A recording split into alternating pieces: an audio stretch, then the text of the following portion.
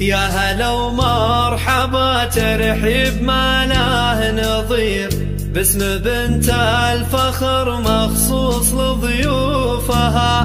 أم خالد ترحب في المقام الكبير، والمباخر يفوح العود من جوفها، والمباخر يفوح العود من جوفها. يا هلا ومرحبا ترحيب ما له نظير، باسم بنت الفخر مخصوص لضيوفها.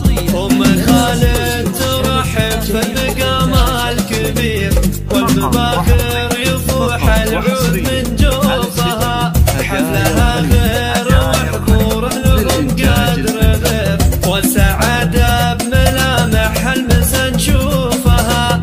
في لفاكم لها هالفرحة تعني الكثير، شيخت فنسة تتفرد أوصافها. يا هلا ومرحبا ترحيب ما له نظير، باسم بنت الفخر مخصوص لضيوفها.